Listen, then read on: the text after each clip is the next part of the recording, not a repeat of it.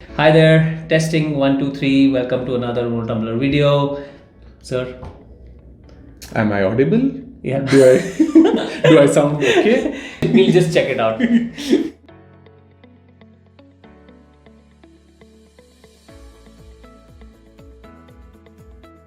Hi everyone, welcome to another episode of Unotumbler. I am in Bangalore right now, and feel very happy to have our next guest with us, Mr. Guru Raj Rao. Right, I'll let him make his own introduction. I think it's a very interesting story that today that we are trying to bring to you. But to begin with, Guru, thank you so much for joining us. Thank you so much for sparing time for this. I know it's not easy. You're a busy man, so thank you for taking time. I think let's start with your introduction, and then we go from there. Yeah, thanks, Utkarsh. Hi, welcome everyone to another video from Unotumbler. I almost didn't recognize when he said Guru Raj Rao. I normally don't respond to anything other than Guru, so I was like, "Ye kya ho gaya?" So I was like looking here and there.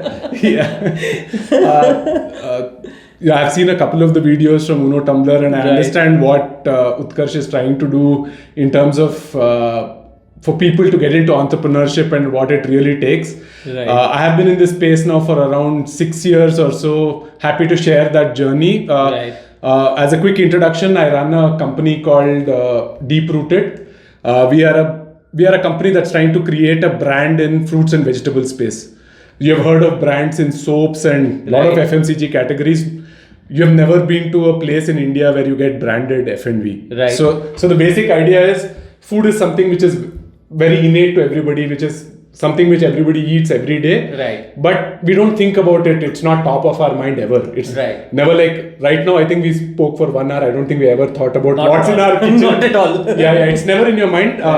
If you're married, probably neither you nor your spouse is really thinking about it. You're hoping somebody else does that job. But it's very important. We said everybody wants to eat healthy food. Right. Can we make healthy food accessible to everybody in India? Okay. Something which is very important. Nobody focuses. Right. Can we build something there? We have taken 4-5 years in our journey. Right. Me and 3 of my friends started this. We actually didn't start even thinking about building a brand. Okay. It was something completely different. We were literally hanging around as friends, and we were thinking about what we can do in our spare time. Right. And from there, really, it was the journey.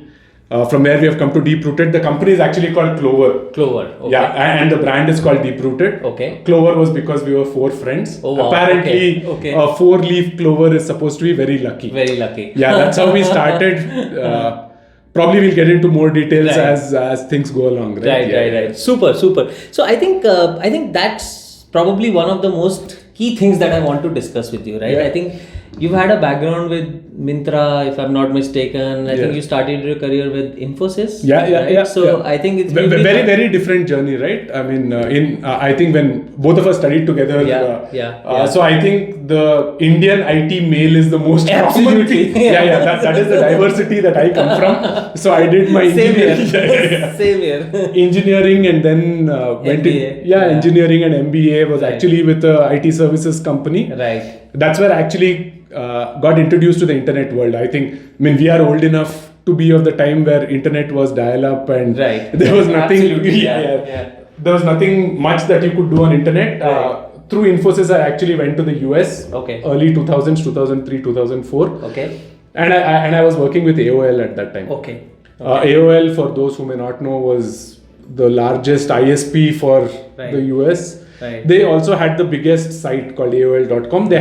But I was working for a partner site of theirs called MapQuest. Okay. Oh, okay. Yeah. So MapQuest was the mapping software before Google. Before Google Maps. Yeah. So I was working there. That's when I got introduced to the internet world, and I was really fascinated by it. I had not seen anything like that in India. So I said I want to do something on internet. So I came back to India. I said I'll do my MBA. I'll try and get into product management, which was I said I want to build products on the internet, and I spent all my career, I think almost 12, 14 years in the Right. internet space. Okay. So I was with different companies. Just before I started this, I was with Myntra. So absolutely nothing to do with Absolutely. nothing to do with agriculture.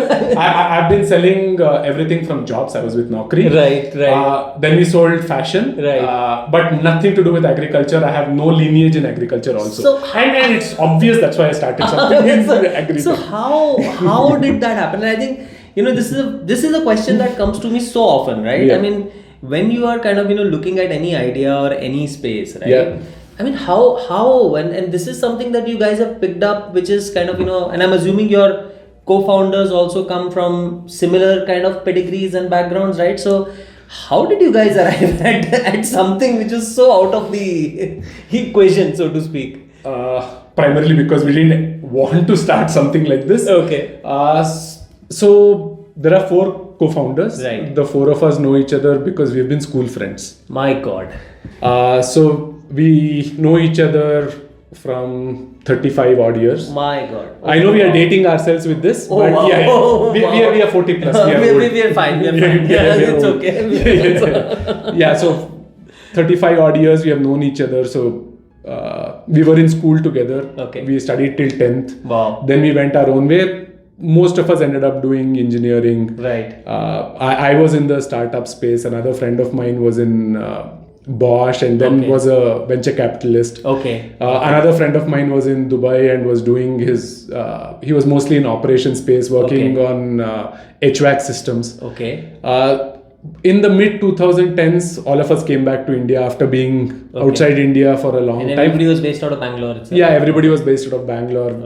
We born and brought up here, right? So we came back to India. The 4th co-founder, who has always been in India, he has his own family business. Okay. He also happened to have a 100-acre coffee estate. Oh, okay. All right. Okay. Obviously, we were not interested in the coffee, but he said, it's a great place to hang out. Yeah, big land. दारू पीने चलते हैं.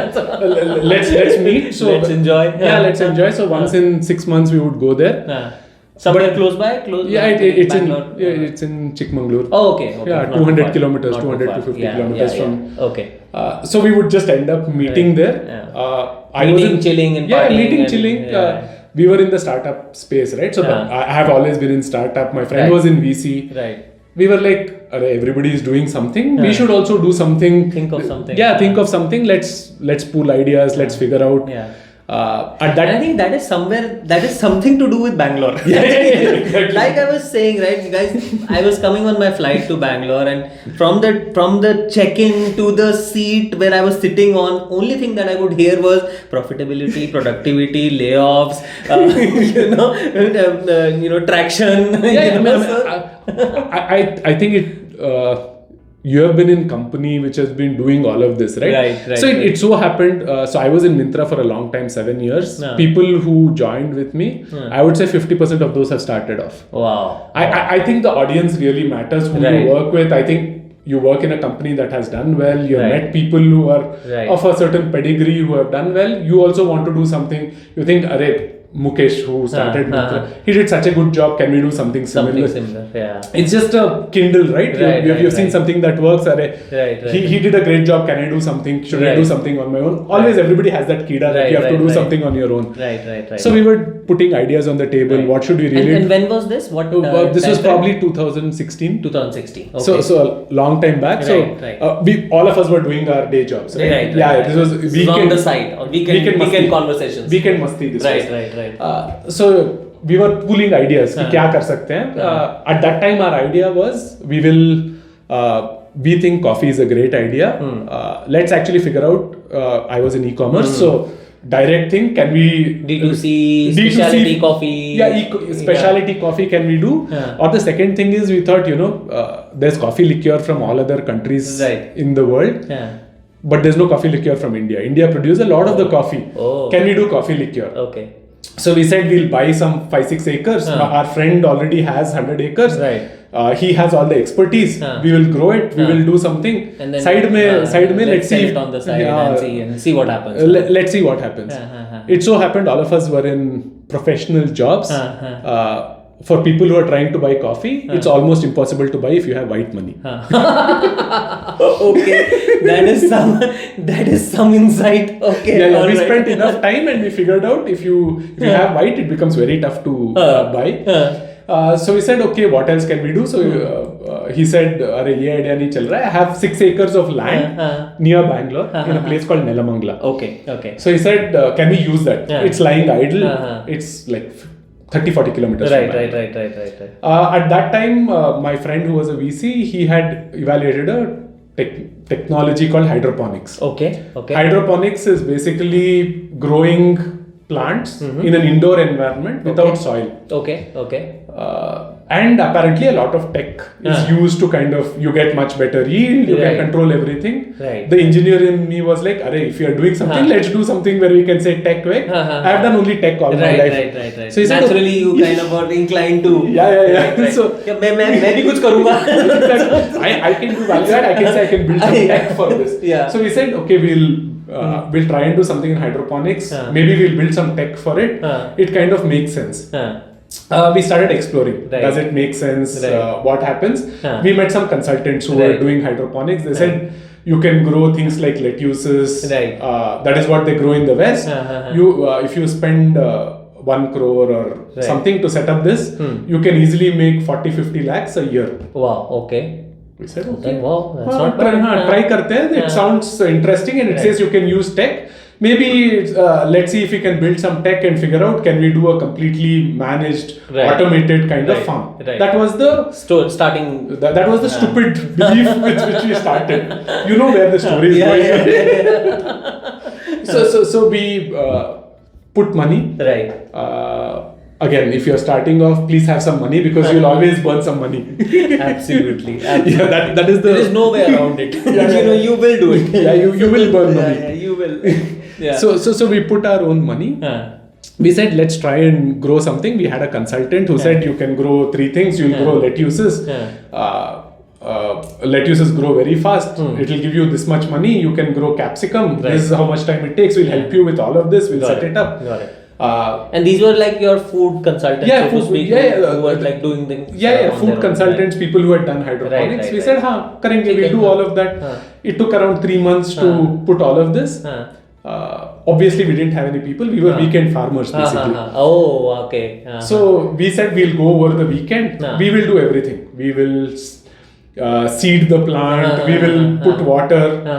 The running joke is hydroponics means there's water. I actually fell into the water trying to grow. So it was actually, I wouldn't say it was great fun. We didn't know what we were getting into. We said we have put money, so we'll try and grow something. Try karke dekhte hain. It's actually quite a bit of hard work, right? Sure, yeah. So we were growing it in summer. The heat and 1 hour inside a poly house, which is like a structure that you put. Okay. The place is really hot. You're like every 1 hour coming out gulping water. You have spent all of your time being in front of a computer. You've never been outside. Right. First 1 month was terrible, but we liked the process, right? So we grew stuff and all of that. Once we started growing stuff, we were like, okay, we have. And this whole operation was on an area of like 6 acres. 1 acre. 1 acre. 1 acre. It fairly was, large. Yeah, fairly large. 4 people. Yeah, 4 people, and we had like 1 or 2 people who were looking helping after. us. Helping. But we were doing everything. We were doing the plan and everything. We got the yield. We were like super happy. Life may have not grown anything. So there's like, wow, we can grow something. Right. But then how was the feeling, man? I mean, we've always just been so, like we were discussing, we've just been so much of a consumer. Yeah. Right? When you don't even think about what it takes, right? I mean, you've never been a farmer, right? Or at least I have never been. Right. So it takes a lot of hard work to actually grow, produce things. Can go bad. Right. Your plants die. You don't know why they died. You call up your consultant and you ask them. They say it could be this, it could be that. We don't know. Try these things. It may work. It may not work. But then overall, we were able to kind of make it grow. We were super happy. Right. Super happy that we could grow something. We thought we were we were this city kids who had never grown anything. We were like super happy. We grew stuff. the reality is that's actually some of the simplest things to do, but it gives you great joy, to grow your own food, right? At that time we were like, we have grown, where do we sell this? We have no idea. We have like 50 kgs of lettuce. Maybe I can eat 200 grams, 300 grams, I can take it home. Right. Where do I sell it? Right. We had no idea. We hadn't even thought about it. We were like, just let's see what happens. Right. Then somebody told us you can go to the neighboring market. We go to the neighboring market. They say we don't buy lettuce. You have to. There's no place in Bangalore which buys it. There's only one place in near where we are right now. Actually, that market may buy. We were also growing capsicums. They said, capsicums we will take. Come back tomorrow morning at 4 o'clock. Morning? Yeah, morning 4 o'clock. There'll be an auction. Okay, auction. There'll be an auction, you can come. And this was like a proper, like a mandi or Mandi. something? We had gone to a mandi. There's a mandi nearby, so we had gone there. Got it. So, two of my friends, they go to the mandi at 4 o'clock. They say, keep it there. If somebody wants, they'll take it. Okay. You have to actually wait till the produce is picked up. We were like, you know what, this has been grown in hydroponic. This is very good quality. They're like, none of this. Nobody cares for it. Price, whatever price. It may be like 5-6 rupees per kg. We will take 10% commission. Whatever sells, we'll let you know. You can come and collect cash. Okay. That's it. So you typically talk of highs and lows, right? There was a high of growing, and they're like, if you have to sell, is this what it really takes? Right. Like, is the market so bad? So I said there has to be a better way. It can't be that if you grow good stuff you can't do. So thankfully in Myntra, a lot of people at that time, that was the stage when people were starting doing these cloud kitchens. Okay. So a couple of my friends had started doing cloud kitchens. Okay. So I just reached out to them. I said, do you need some stuff like this? They were like, yeah, why don't you bring it? They were super happy with the produce quality. They were like super happy. So we were like, why are you happy? I mean, like, it's not like the first time we are ever doing this. We have no idea why this is good. So they're like, most of it comes from places which are very far. By the time it comes to us, it's all wilted. Yours looks very fresh. Right. Can you do more of this? Wow, amazing. So that's when we realized, okay, is this potentially a business? Right. We when we were told you can sell for 30 lakhs or 50 lakhs, we were assuming you'll just go and give it to the mandi. Correct. And then we were not, somebody will buy it. It was a hands-off business. Right. We were not trying to get into this. Yeah, right. Yeah, so when this really happened, we said, okay, maybe there is actually a market. Right. Let's actually try and figure out if people really care for things like this. Correct. I would say that was the first stage when we kind of figured out there could potentially be a business. This was probably 6 months after we had set up the farm. Right. So this was in the 2017. 2017. So we started selling to these guys. They like the quality. Right. But then if this has got to be a business, how do you kind of scale? How do you scale it? How do you make money out of this? Correct. And this initial sale that you did, right? Was it like profitable or something, or it was like obviously you kind of, or did you like sell it like real cheap? No, actually we were okay. Yeah, we were okay. At every product level, we were making money. Obviously, there was a lot of infrastructure costs that we had put in. That was different. Yeah, that was different. But I think you didn't get like below market price or anything, right? You got good decent amount. Yeah, we got decent money for that. We had to go and deliver to their kitchens and all of that. But people were super happy with the quality. They said, "Are you are giving me only one product? Can you do 2 more of this?" So we started replacing whatever else we had planned. We said we'll grow only this. People seem to be liking it. And then what did you get into? So I think there was capsicum, you said. Lettuces. We were doing only lettuces. Okay. Greens is what people wanted. They said greens is something that milta nahi hoga. Right. I mean, typically your lettuces, let's say in a Bangalore environment, most lettuces come from Ooty. Okay. So it's like almost 6 hours. Oh wow. Okay. So typically it gets spoiled. It's harvested today morning. It comes to the Ooty market by today evening. Okay. Next day morning it comes to Bangalore market. Okay. Next day evening it comes to your local player. And then next day morning is when you're using it. Basically 2-3 days. 2-3 days. Done. That's what we realized. That is exactly the belief. When we realize it takes 3 days, you never think about all of this. You think the quality is bad, that guy has kept sada hua maal, it's not good. It's just the supply chain in India is so screwed for a lot of products. Correct, That's when we realized that, if we could solve some of these problems, it could be a big play. Right. And even at that time, we had not, we were still working. I was still working at Myntra. I had told the Myntra folks I may be looking out somewhere, but I hadn't quit. Right. I honestly, we weren't convinced whether we had a scalable thing, right? Scalable business and all of that. Right. So I would say that is how we got into it.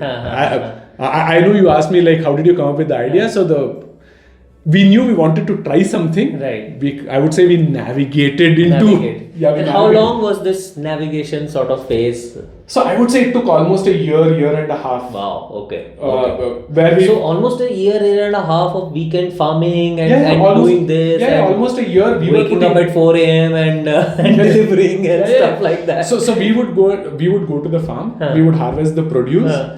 In our own vehicles, we would deliver it to the store. Wow. Amazing. We would collect cash or whatever. Whenever we needed to collect cash, we would do that.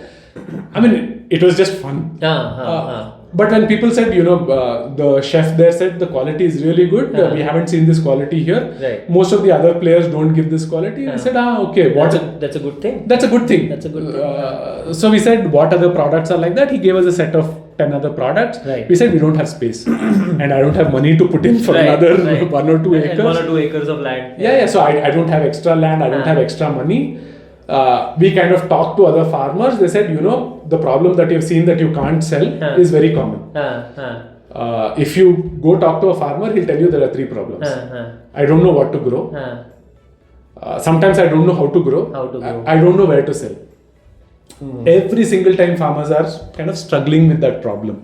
But it's so surprising, right? I mean, at least for an economy like ours, which is like very dependent on agriculture and that sector, it's very. So I'll tell you why it is. In India, unlike most other places, we are a supply excess market. There are a lot more farmers than ideally there should be. Okay. And in most cases, farmers are growing what their forefathers have grown. Okay. Or where there is a mandi. Okay. So you would have typically seen that there will be a glut. People will be throwing tomatoes. People will be throwing shimla mirch. People will be throwing onion. Right. That's because the entire village is growing. Right. But the market can't absorb that much when production is very high. It's so high. Right. So it's not like they don't know what they're doing. They can't control the market. They are not selling to they're not selling to you and me. Right. They're selling to the mandi. And if 100 people come to the mandi, there's nothing that you can do. Correct. And at that time prices crash. And mandi will basically make them fight on the price and then the price. Whatever, price absolutely falls. It absolutely. Typical demand supply thing, right? Right. Excess supply, so price falls too. And it works vice versa also. If somebody is getting something which is kind of not available and there's a lot of demand, so then the price will soar. Exactly. Right? So this is what happens most times. Most people grow during certain seasons.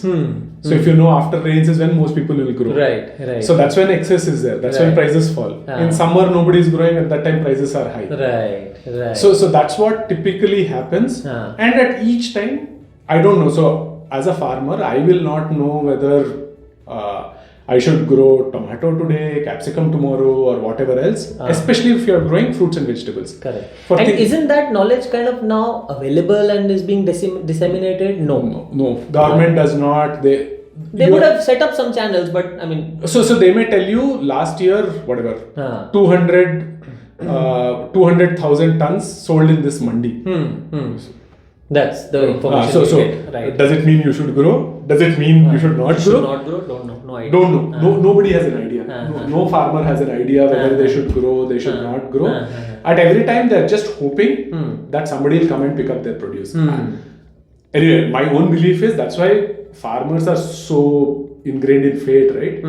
They have so little control on their destiny. They think everything is like, fate is bad. That's why things didn't work out. Hopefully something didn't work well. If you look at it, so we were trying to figure out what happens in the rest of the world. In most of the rest of the world, there are like organized buyers. Right. So and there are not the small farmers. So you have aggregate farmers, so where we are talking a company which runs maybe 10,000 acres, and you have a company which grows. You have a company which typically buys also. As well. Yeah. In India, you don't have that. You have very small farms. And typically you have disaggregated supply, disaggregated demand. Demand as well. Wow. Yeah, because there are mandi and all of that, right? So mandi is small. From there it's going to, let's say, a kirana store and all of that. So you have small players.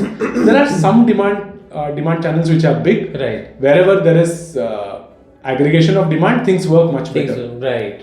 So if and you also because there are so many steps and middlemen in between, so I think there's obviously going to be a top up for each of them. And exactly. Yeah. Because the grower is not directly talking to the buyer. Right. There are maybe 1, 2, 3. There could be up to 5 people in the middle, and each one needs to make their margins. They need to handle wastage. All of these are perishable. Supply chain, and all perishables. Of that, whole things. So it can be as low as 1/10 of what you pay is what the farmer is getting. Wow. Because there are so many different people. Right. And this perishable. Perishable is gone. No. Yeah. If you don't sell it today, tomorrow it's gone. Correct. So if it sells for 1 rupee also, that guy is like, kuch to paisa mil raha hai. I'm recovering some money. Right. So the market is like that. So that's when we realized, okay, let's try and change this. Is there something which makes sense for both for the grower and for the end consumer? As well. Yeah. So we said ideally in the long term, we want to do something, you and me as consumers. Right.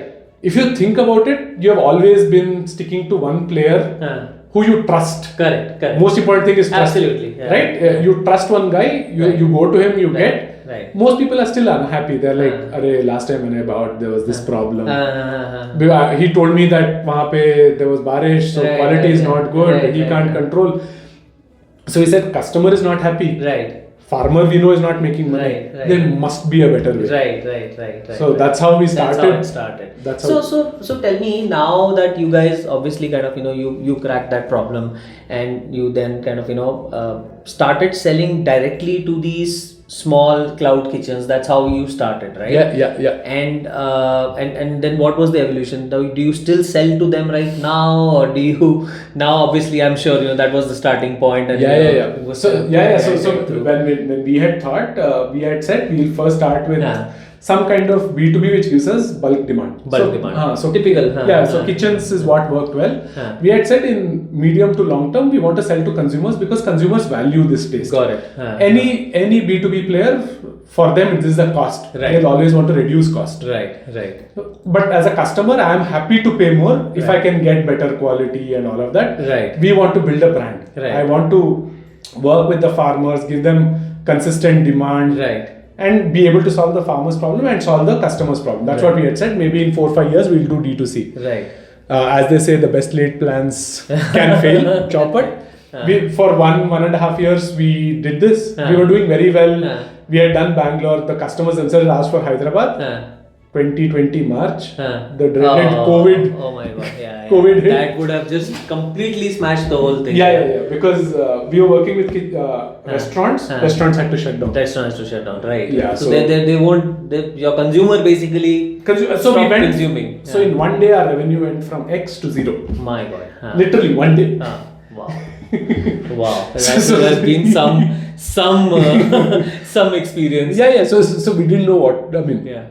We knew. And I'm assuming by then you all would have quit. Yeah, we had quit. In 2018 we had quit. Right. This was 2020. So just on the quitting part, when did you guys and how did you guys feel confident ki yaar now the time is there. Now my parents won't and my wife won't throw us out of the house. That's an interesting question, right? At least for 2 of my partners. That was the question. Right. Parents weren't convinced. I'm sure. It happens. So all of us were from typical service family. Right, absolutely. Yeah. So and there are so many of us. Yeah. So we are the bulk of bulk. Yeah. We are the bulk. Yeah. So for me it was easier because my father had his own small scale industry. Okay. So he had started something when he was around 40. Okay. Oh wow. Okay. Yeah. So he was in a company. He started something related to that when he was 40 with his friends. So this is a journey he had seen in the past. So he was like, if you are confident, go for it. So it was very easy for me. I didn't have that problem, but my friends had that problem. Right. So the way we had decided was we will give ourselves 6 to 9 months. Okay. Most of us quit in early 2018. So and I want to understand now, this is a very interesting dynamic of friends who've known each other for 35 years, right? So कैसे हो? तूने किया क्या? So it's interesting, right? So obviously we wanted to know who will quit first. Exactly. So who quit first? one of my friends who was in the VC industry. Oh, okay. So He quit first. Right. I quit next, and the person who was, I would say, in the more traditional industry, he quit the last. Yeah, because he had the most monies also. Right. So we had told by maybe April, May, all of us should quit. Right. And we'll give ourselves time till December. We will pump in our own money. Right. By that time, the idea was we will also we'll have to raise money because this requires a lot of effort. Right. And this was 2018. 2018. Okay. 2018. Right. So we said we'll give ourselves 6 months. We'll quit. We will start going. One of us will do sales. One of us will try and figure out how do we scale supply. Right. And we had to also talk to a lot of investors. We had. Obviously, we had the advantage that one of them comes from the same ecosystem. Yeah, from the VC industry. Right. So he knew what it took to kind of talk. Correct. The reality is we spent, I think, probably in the 6 to 9 months. Our office was Cafe Coffee Day. Okay. Not a plug, but yeah, that was. We would go there every day, take one coffee, sit for 6 hours, make our plan. I know, man. I know. Make our plan. We would say we would go and meet investors. All of us hope that the first investor is like, we love your idea. Right. We probably spoke to 100 investors. Wow. Okay. Oh my God. And most of them said no. All of them said no. All of them. Yeah. All of them said no. Most of them said, nobody's interested in the supply side. Why are you trying to grow? A lot of people are growing. Distribution is what you should solve. Distribution is the issue that. Yeah, distribution is what you should solve. Everywhere distribution is the problem. That's what you should solve. What we said is we are very clear. This is not a category. It's like I was from fashion, right? Fashion meant there's already a Nike that exists. Right. There is a Reebok that exists. Correct. People know the brand. Right. If I say I'm selling something, they know it stands for some quality. Right. We are getting into this industry assuming that quality is not good. Right. It does not make sense for us to say I'll pick what is there in the market and give it to the consumer. Right. That is not how you build a brand. Correct. So we said we are not convinced. We want to build a brand, but that has to be by owning supply. Right. We were very, very clear. Most people said no. Right. But we said we'll continue. We were correct. And I think that also is because that was your starting point. That was our starting point. You started from there. So I think that's something that's so close to the whole idea. Right? Yeah. So I think as founders, right, you have this idea that you know what it takes. In most times, I'll tell you, you're maybe the first 3 people who say no to you, you say, "Wo chutiya hai." He doesn't understand what you are. He just does not understand what you are saying. By the 10th time, you are like, I'm making a mistake. Absolutely. Yeah. I keep saying this to people. Fundraising is a process. उसमें ना आपकी आत्मा काली हो जाती है. Because everybody is just telling you, that you're wrong. You start with the conviction that I'm right. Yeah. After the 10th, 12th time, you're like, maybe I'm wrong. Yeah, maybe I'm wrong. So let me kind of reevaluate. Let me change things. Let me try and figure out. Right. I think we did make some changes. There were some naive assumptions that we had made, which we changed. Right. Where we were also convinced, but we were very clear that we wanted to be supply side. Right? But we did that probably by September, where we had another 2 months. Where we said 2 more months. If we don't get, we will not. We will shut shop. It's fine. We will be happy that we give it our best shot. Right. But we have to call it quits. Right. All of us have a family. Correct. Kids. Let's be practical. We leave.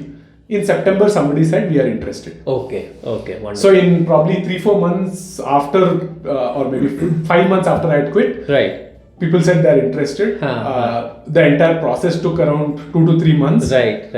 And by the end of the year, by December, we had raised our first round. Wow, wonderful. So, and awesome. Thankfully, the investor that we raised and who has continued to back us, Axel, which is one of the they're the very well known marquee guys.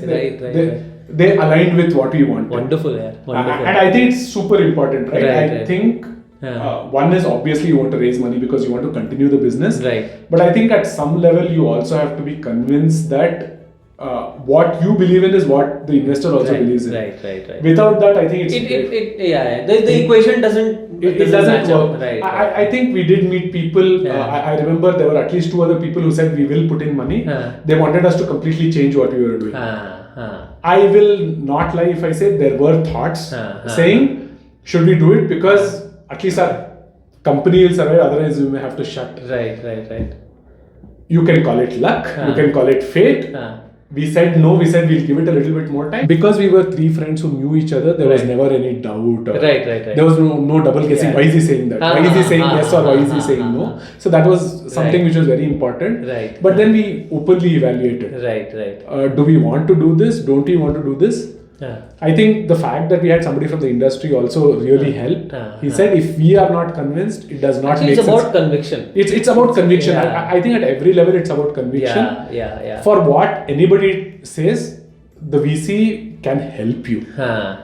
They can't make the decision for you. Absolutely. Or if the VC is making the decision for you, you're in the wrong business. Exactly. Right? Either the VC is not right or you're not right. You're not right. Exactly. So we were convinced.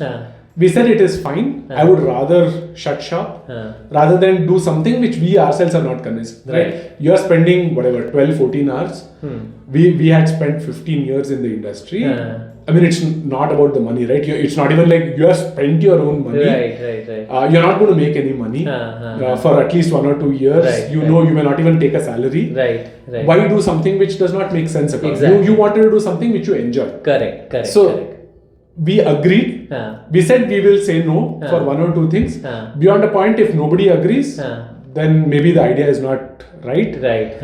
We'll just shut shop. That's what we decided. But thankfully things worked out.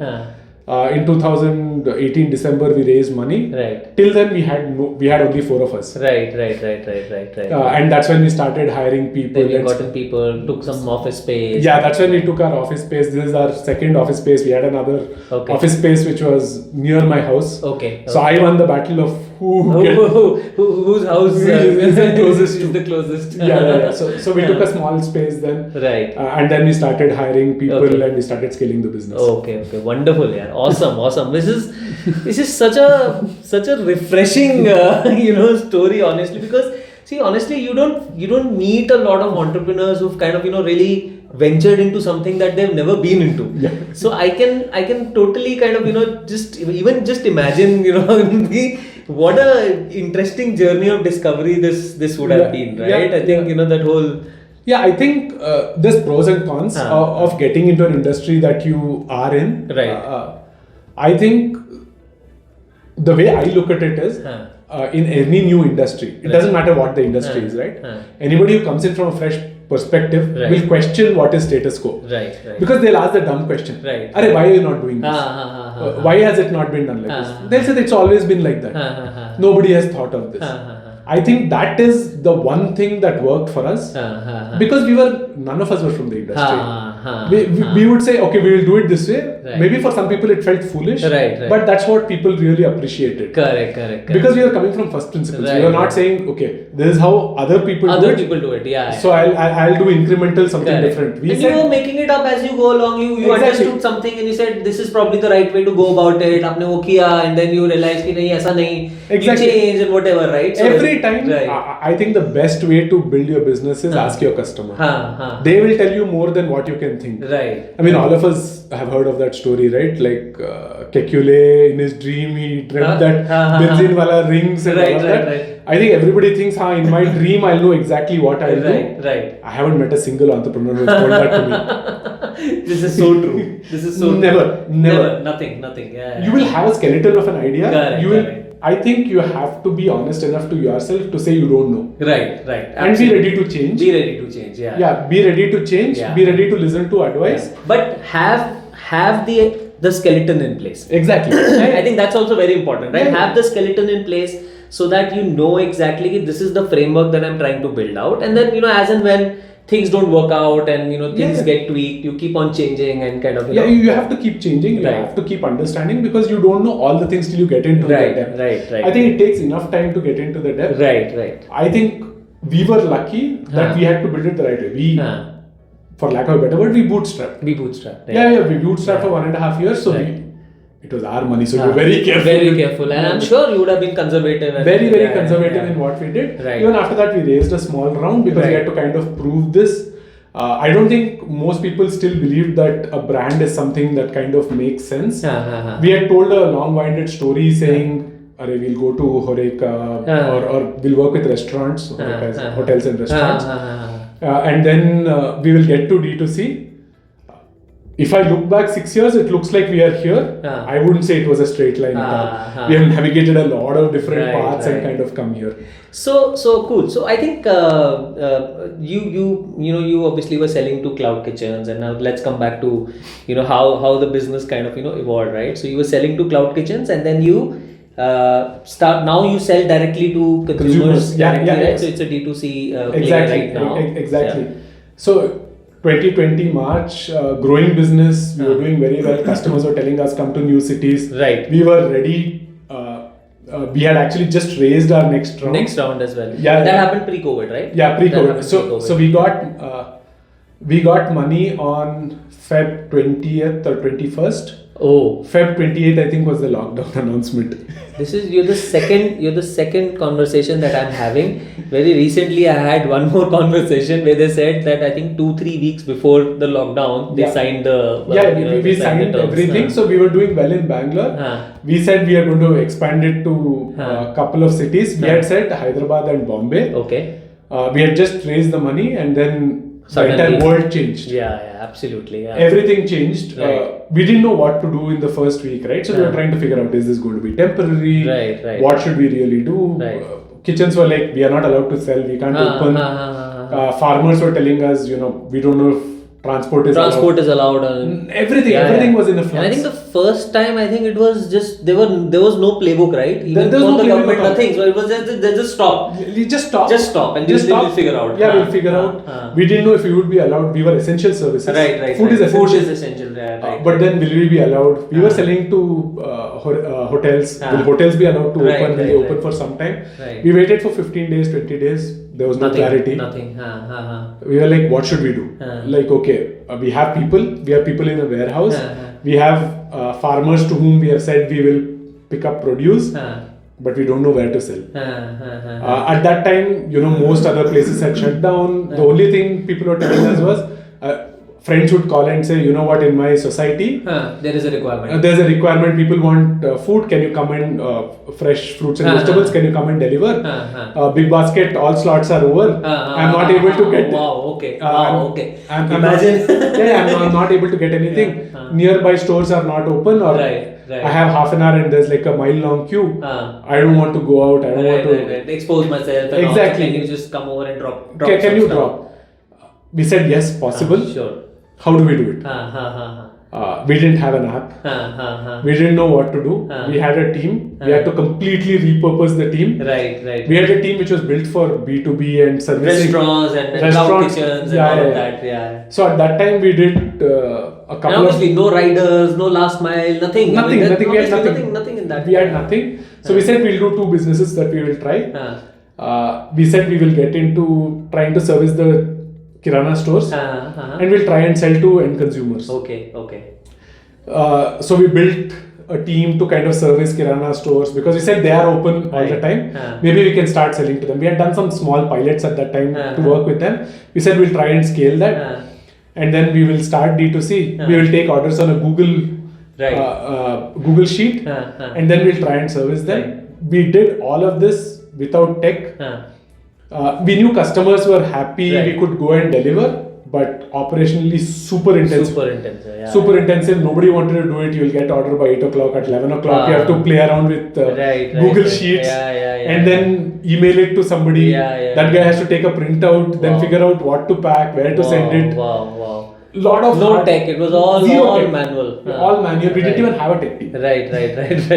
Because ours was a B2B business. Yeah, correct. Yeah. We did not have more logistics and supply chain and all of that. We had only supply chain. Right. So we started building all of that. I would say we did this for around 3-4 months. I would say by September we were reasonably convinced we should get into direct to consumer. Wow. So essentially your D2C pivot happened because of COVID. Yes, it happened. We always But there was a plan. There was a plan. Yeah. But I think it probably got preponed by whatever. easy 2-3 years probably. Yeah, right? Easily 2-3 years. We would probably now is when we would have started. Wow. Maybe if 2023. If I look at my when you raise money, you have to make 5-year projections. Absolutely, yeah. You have to do, for lack of a better word, you have to do projections. Correct. At that time, you assume your current business is what's scaling. Right. Maybe after 2-3 years, we'll start doing something else. We'll start doing something else is what you think, right? That's what we thought.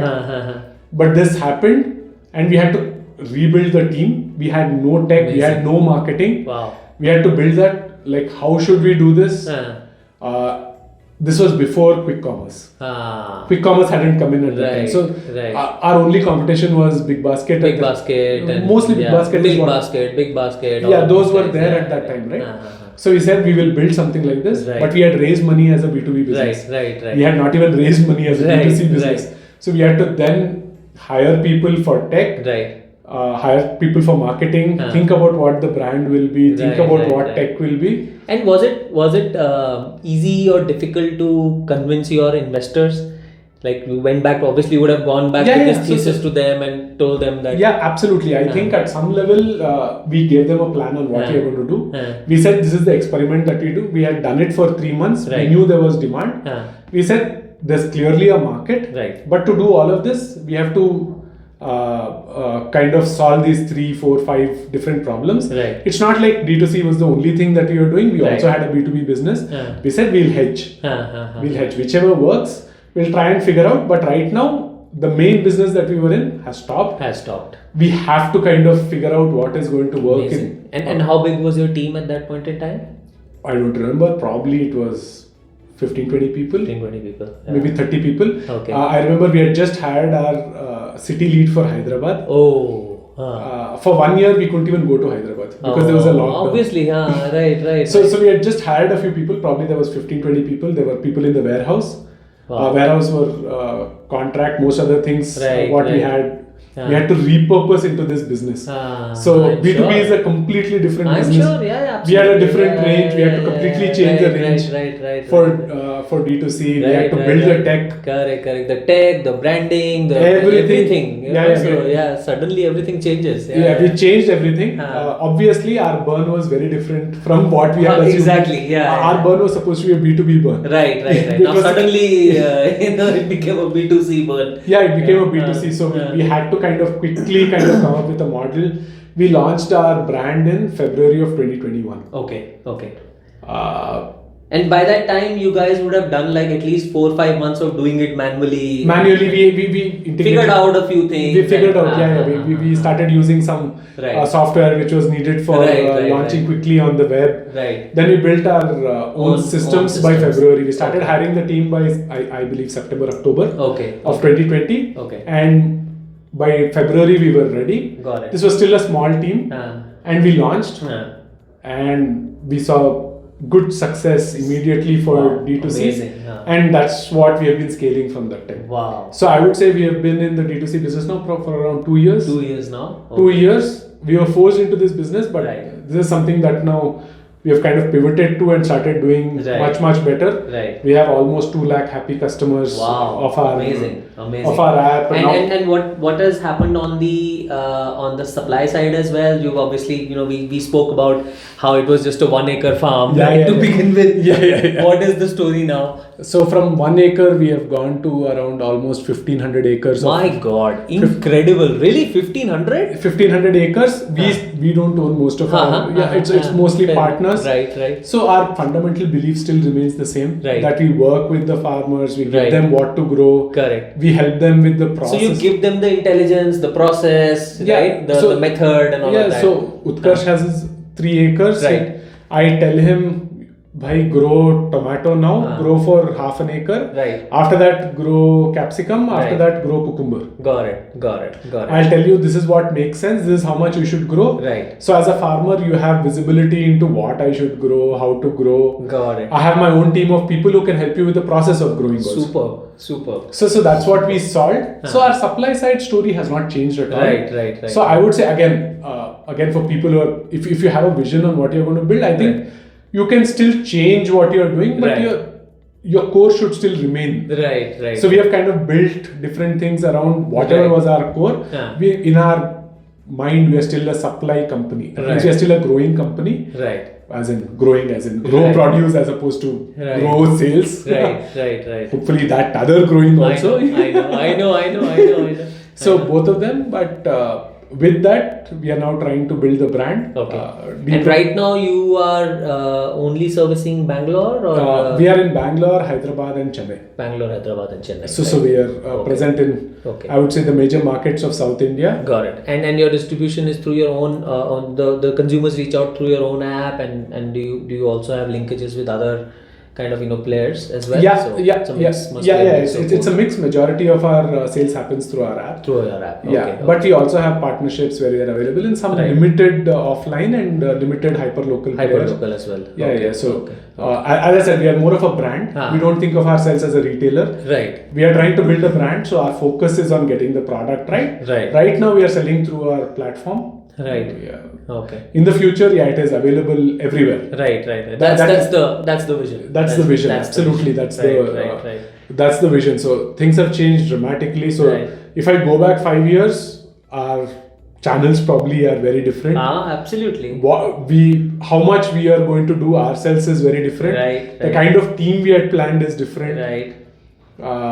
The kind of I would say businesses we are in is different. Right. So what we had planned 5 years back and where we are, I mean, I'm sure we still they're different businesses. They're more or completely less. different business, completely different businesses. With a very different business model and everything. Everything has changed, but I think that's how. Again, that's what happens. That's what happens. That's what happens. You will have to react to a lot of the things. Right. But the learning is unbelievable, is what I would say. Yeah. It's fabulous, yeah. I mean, this has been such an interesting conversation for me as well, because this is something that, in fact, when I was coming in and I reached out to you as well, this was one thing that I also wanted to understand. Even I don't know anything about this space, right? And this has been hugely interesting to just observe at such close quarters. Amazing. And in terms of obviously your as you mentioned, the journey has you make a plan and then everything goes for a toss and then you change and all, right? So I mean, for our young entrepreneurs, right, if you were to kind of say what should they look for, and when I say look for, let's talk just about the business building part of it, right? Yeah. What are the levers of success, you would say, right? I mean, just for example, obviously we spoke about your starting point. You guys were together, and there's a lot of trust in the co-founders, and then you pivoted and all of that. During this phase of the pivots and all, right? Yeah. It wouldn't have been easy, if I were to kind of put in understatement, right? Yeah. So what were the learnings during that particular phase? Okay, I started my entrepreneurial journey almost probably 12-14 years after I did, I would say, corporate work. Right. I come from that bias still. I think some amount of corporate work really helps. Right. Because it just gives you a sense of what is happening in business world. Right. So that's one thing I would still, 14 may be different. Maybe you spend at least 2 to 4 years. Right. I think in some company, because you'll always learn. Exposure is what learning. So while it's great to start off directly from college, I think working with someone really helps just to understand business. Right. And I think that has always been true even with our entrepreneurial communities, right? Right. So let's say if you have to start a new business, you work with your chacha, or you work with somebody who has done it. You work for 2 years, learn the business, and then start. Right. I think there's a lot of merit in that. Right. So for me, I think just understanding business, just understanding what is happening, just gives you an idea. What you learn in college is very different from what happens in real business. Absolutely. So that would be my first thing. Right. Second is, I think, just thinking about the idea, having something jotted down, and having a vision of what you're going to build in 3 years, and documenting it. Right. I think gives you a lot of clarity on your own. Right. Once you start writing things, you can start questioning where things are broken. I think your first level of filter will be yourself. Right. I think just noting things down, questioning, does this make sense? Does this not make sense? Right. Third thing, feel free to talk to a lot of people. I think very important. Yeah, very important. I would think of myself still as I would have been an introvert. You know me for much longer. You really were an introvert. You've become a complete different beast now. So I think a lot of people are introverted. They're not sure. Right. I think especially even in my work last 4 years I was doing more of business, so I had to be. You had to. You had to change. Right. I think it's very important to talk to a lot of people. Right. It does not cost money. People will be happy to. Right. You can talk to other people who are in the similar industry. You can talk to who you think are customers. Ask questions. Whatever it is, it could be software that you're building. You are thinking of a new whatever retail, whatever it is that you're doing. Ask people in the industry. They will tell you openly what works. They will tell you what doesn't work also. Right. You can ask your doubts. I think a lot of people hesitate to ask because they wonder if my idea will get stolen. Right. Biggest truth, idea is 1%. 1%. Absolutely. Yeah, this is 100 so people true. have thought about it. Right. It's nothing to do with the idea. Right. It's about execution. Everything is execution. Yeah. So don't hesitate to absolutely. discuss ideas, be open, don't hide things. Yeah. I think that happens, right? You know, when you're doing it for the first time, you always feel that my idea is $1 billion idea and somebody will steal it. So nobody steals any idea. Everybody has thought about every idea that has ever come in the world. I mean, probably there are 2 or 3 which are really, really different. Right. Maybe nobody thought of an Uber the way it was supposed to be done. Correct. Maybe nobody thought about SpaceX, for example, because of the kind of resources that are required. Yeah, exactly. Maybe there are 2% of ideas are really that different. Right. 95% of ideas have been thought of. Yes. Somebody has thought about it. Yes. Just feel free to ask people. Right. Get your doubts done. Right. Okay, I am of the firm belief that you should have your own plan. Some of the things that I've seen is a lot of people go with an idea, then expect an investor or somebody to kind of make the plan for them. I am of the belief that you should have your own plan. Right. Otherwise, you are implementing somebody else's idea. Right. Last thing, don't do any of this. If you are doing this for money, probably don't do this. It's a byproduct. Yeah, it's a right. Maybe the number of people who make money immediately or even in the long term is probably still in single digits. Yes. Most people don't make money. Right. And especially if you have worked in the past, probably your first few years you are making way lesser than what you were making earlier. Exactly. So all of those things, I think you take care of it. If you are really doing it for a passion, if you really think you can change the world. Right.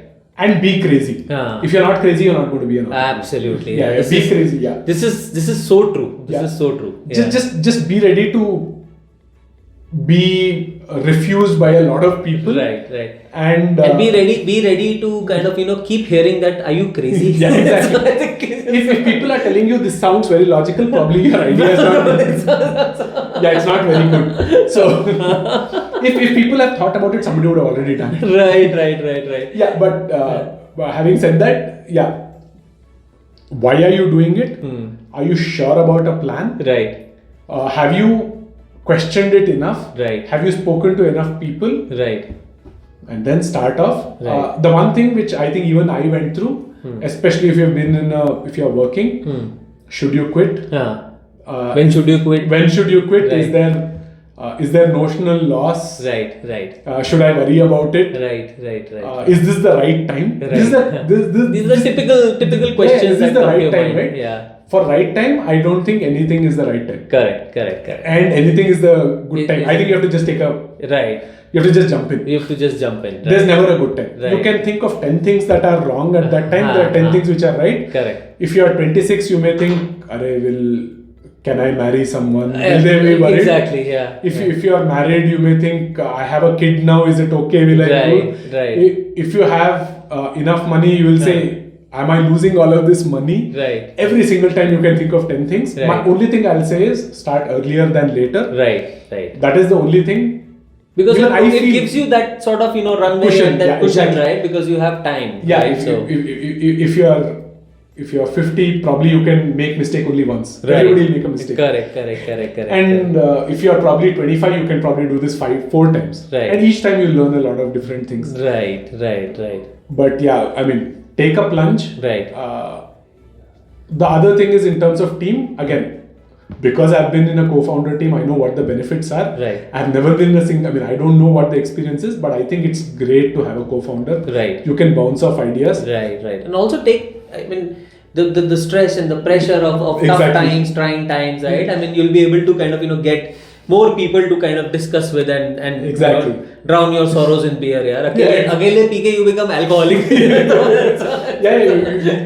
It's great to have friends. Again, I mean, the one thing that I've heard is in a lot of cases there have been where co-founders fall out. Right. For me, it was great because we knew each other way before we came into this for this. We knew each other, we knew our families very, very well. Right. So it's a slightly different case. Right. But in a lot of other cases, I think it's super important to know who your co-founder is, whether there's a good equation. Right.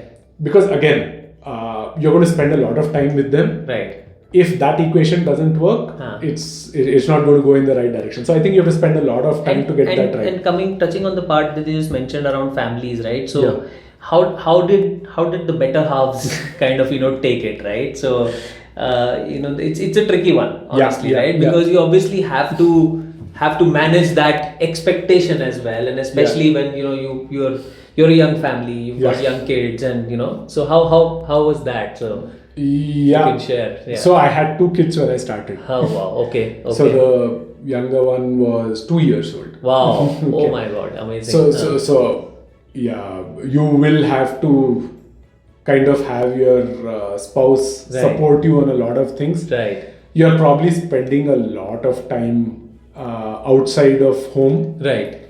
I think you need a lot of good support systems. You'll need to kind of manage that. Right. I think of all of the things, probably money is something people can manage. And again, although I have met some people who don't think about things like money, how much runway do I have a cushion to manage, etc. But most people are able to manage money. Right. That's probably a simple thing. For most others, it is tough. I think if you ask most of the spouses, they will say the joke within the team is we speak to each other more than we speak to our spouses. Absolutely. I was speaking to a founder just like I think 2-3 days back, and he was telling me, I was just asking him, I said, how are the ARR and MRR things going and all? So your investors must be asking you this question again and again. He said, forget investors. Every time I go back, my wife asks me this question. what is your MRR for this month? So he's like I think they get pulled into the business. Absolutely. Directly. Your spouse is living that sort of journey which requires there's so much up and down, right? So I think that support, guys, I think is critical. I think it's so crucial and they have to be kind of bought into it. They have to be bought into it. Right. I mean, obviously you're not doing everything that you should be doing. Absolutely. That is almost a given. Right. And it's not just about the money, it's about the time. Time and energy that gets consumed, right? I mean, so you'll go home, suddenly there's something critical, right? Your kids want to play with you and you like, hold on. Happens all the time. All the time, right? So my son is like, can we play? He wants to bowl and I should be batting. And there'll be a call at that point in time. It happens. Yeah. Is it ideal? Yeah. No. Probably no. Probably no. Right. But you can't avoid certain things, but you will have to live around it. Right. I try to still kind of never bring work home. Right. I don't discuss work at all at home. Right. So that's how I try to do it. Right. So, but then to each person, I mean, right. whatever works, but I think everybody in the family has to be kind of aligned and they have to kind of be okay to live the life of an entrepreneur. The entire family is a entrepreneurial family. Absolutely. In a sense, right? So that's still tough. Right. I want to kind of talk about one thing, right, which happened, and at least I was lucky in that sense. Mm-hmm. So I had a very bad COVID. Oh, okay. Yeah, in 21, I had a very bad COVID. Okay. I was in hospital in the ICU for almost 2 weeks. My dad was in the ICU for almost a month. Right. I know people who did not have emergency funds. I know people who didn't even think about those things. Right. Forget what happens, right? I mean, your company may work, may not work. Right. You are probably spending a lot of money. Right. You don't focus on some of these. We have enough money, have cushions. Obviously, it's not like I didn't have health insurance, but still, COVID. at that point in time was like you spend a lot more money. And this was must have been during the second wave. Second wave, right? yeah. So devastating. Devastating. So, please focus on health and I mean, I don't want to take names, but I know somebody in the same industry who has been in a very bad state, has been in a coma almost for 6 to 9 months. Oh my God. Okay. So, I mean, you have cases where people have been have had it very bad from a health. One is obviously try and recover, maintain the right balance and all of that. Right. But equally have enough cushion. This is not the be-all end-all of everything. Right. Okay, you may succeed, you may not succeed. You can still continue. I mean, anybody who has started off, there should be no problem for you to go back to corporate if that is the problem. Right. Absolutely. That should not be the problem. Because this whole journey, there's a lot of learning that comes your way, right? So, but then don't make it such that you have to take bad choices in life. Right. From being comfortable in life, you've become very, very uncomfortable. Those are the things I think everybody as a founder or as a entrepreneur should be careful about. So, I mean, just think about health. Just think about, have you saved for all of that? Right. There are people who are probably dependent on you. Have you saved for all of that? Don't be greedy that, I'll spend everything. I have to do well in my company. And also, I think, this is something that, I think once you go on that journey, you kind of realize, right? So I was flying down to Bangalore, right? And I dropped a message to my wife, right? I said, I hardly say this, but I'm getting to do my own thing, right? But that's only happening because of the kind of support and ecosystem that I have at home. Absolutely. Right? Absolutely. You can't do it without it, right? Absolutely. So I think it's a good idea to just be thankful, be appreciative of the ecosystem that kind of lets us have this conversation, right? Absolutely. And without a care that what is happening at home, right? So I think that's very important. I think people don't give that much kind of right now kids with grandparents. Kids likewise, right? So my mom stays next door, my wife is working from home, so I think that whole my wife is traveling. I am here. So there's also Great. So I think Guru, I think this has been fabulous. I mean, thank you so much. I think this is, my viewers will see and hopefully will learn. I have learned so much during this interaction. It's been so fantastic and so wonderful. Thank you so much for your time, and I think miles to go. I'm sure this is just the beginning for Deep Rooted, right? Yeah. And I think what a great journey. I think you guys should be absolutely proud. I think you've weathered a storm. You've got like 1 acre to 1,500 acres, right? I mean, I think that's a huge number. 2 lakh, I think 2 lakh plus users, consumers on the other side. You've got investors who bought into the story. You've started with friends. You've built out a team. And how big is your team right now? So we have almost 120 people. 120 people, right? So I think this is a journey that you guys should be absolutely proud of, right? Thank you for sharing this with us, right? Yeah. Anything else that you would want to kind of say to our viewers and all? No, I mean, if you had asked me 6 years back, would I know what to expect? Right. Starting a journey. Maybe I would have had a couple of ideas, but you are not prepared for what you're going to get into. Right. There are huge highs. Right. There are lows. Right. It's a roller coaster ride, but you will not be more proud of anything else that you're going to do in your life. Absolutely. I think a lot of people want to do it. I think just the journey, the amount of learning that you're able to do, the amount of things that you're able to do. Like one of the things I keep telling everybody is, it's the same me. Maybe if you had asked me 6 years back to take a decision, I would have hesitated. When the buck stops with you, you learn how to take decisions. You learn to kind of own your mistakes. You can always rationalize a lot of things and say, why X happened, this didn't work. When the buck stops with you, a lot of things, the frame with which you work completely changes. Yeah. So just as a person, to change you as a person, I think just getting into entrepreneurship is great. Right. There are a lot of things that you will learn which you can't learn through textbooks. You can't ask people and get all of this. Right. You have to go through this journey. Right. It's a huge adrenaline high. Right. It's also, sometimes it's going to be great lows. Right. But just coming out of it will give you a huge amount of confidence. Right. So that is something that as I said, education or something else can't replace. Correct. If you are really passionate, and I think you have to be passionate, and if you are a little bit crazy, Right. that's when you will want to go on this journey. Right. If you have decided to go on this journey, jump all in. Right. You can't do this 50-50. Yeah. You can't do this as a side hustle. So true. So Do this with all of your might. You may succeed, you may not succeed. I think that's irrelevant. Right. The journey teaches you so much. You will learn so much for your entire Right. the rest of your life. That's what I think. I think the experience is something that is very, very different. Right. So for anybody wanting to start out, I would really encourage it. Absolutely. But just do it the right way. Be ready for disappointment also. Just making you much more, I would say, tough skinned. Right. Be ready to face more problems. Right.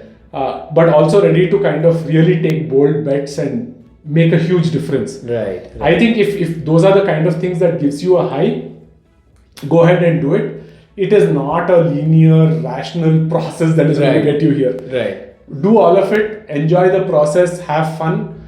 As I said, if it works, great. If it doesn't, you have still gone through the toughest journeys that you could possibly get through. Right. Anyway, right? I mean, I also super happy to know that how you are trying to build Unotumbler to help a lot of new, I would say, younger folks trying to get into the entrepreneurship journey. I think as a country, we need a lot more entrepreneurs. Right. And I think this is a great thing that you're doing. Right. Thank you. So hope to see more such videos. Absolutely. I hope everybody enjoyed this. If I keep having conversations like these, I think I'm set for the next 10 years. I think So thank you so much, guys, for tuning in, and thank you so much, Guru. It's been a pleasure. Thank you so much, and guys, like always, don't forget to like, share, and subscribe. And I'll throw in details about Deep Rooted and about Guru in the bio for the video, and look forward to seeing you on the next episode. Thank you. Take care, guys. Bye. Bye.